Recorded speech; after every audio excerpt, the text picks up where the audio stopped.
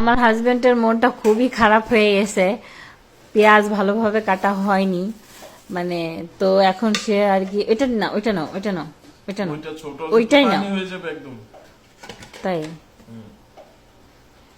আচ্ছা পেঁয়াজ এক সাইড করে এরকম ভাবে এক সাইড করে দাও। তো এখন শশা কাটবে, তো দেখা যাক কিভাবে কি। এটা তুমি কাকে গিফট করবা এখন? আর এই মেশিনটা তুমি কাকে গিফট করবা? ও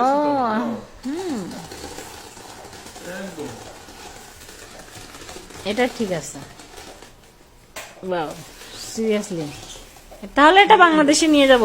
আমার শ্বশুর সালাদ খেতে খুব পছন্দ করে, আমি আমার শ্বশুরকে সালাদ করে দিব, কি বলো? যাই হোক তাহলে এটা কি ছোলা হতো যে কোষা। হুম বুঝতে পেরেছি। তো যাই হোক আমার শ্বশুর খুবই সালাদ পছন্দ করে। তো শ্বশুর সালাদ পছন্দ করে, কিন্তু অবশেষে তোমার জামাই সাকসেস।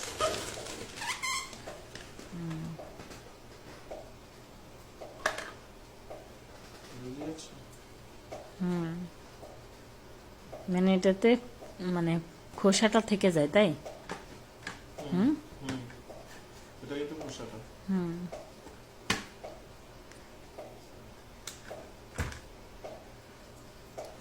তো গাইস তোমরা তাহলে এই মেশিনটা কিনেই ফেলো শ্বশুরের জন্য।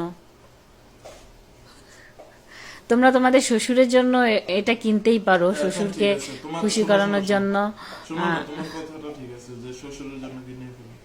যার শ্বশুর নেই, বিয়েই হয়নি, এখন কি বিয়ে করবে এই মেশিন কেন? অবশ্যই অবশ্যই বিয়ে করতে হবে। তোমরা যারা যারা বিয়ে করনি তারা তারা খুব তাড়াতাড়ি শীঘ্রই বিয়ে করে ফেলো। বিয়ে করে শ্বশুরকে ভালোবেসে সালাদ করে খাওয়ানোর জন্য মেশিনটা কিনে নিবা। বরকে না, বর তো বিদেশ থাকে, তোমাদের বররাও তোমরা বিদেশি বরকে বিয়ে করবা। এই না এটাতে রাখো।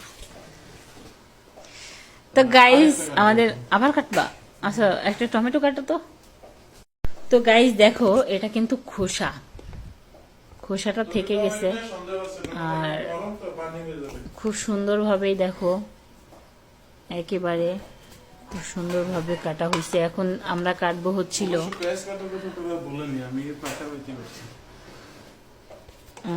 মানে কি কি মানে শুধু তিনটা আলু আলু আইটেম দেখাইছে, একটা আলু, হ্যাঁ একটা গাজর, একটা শসা। ও আচ্ছা গাজর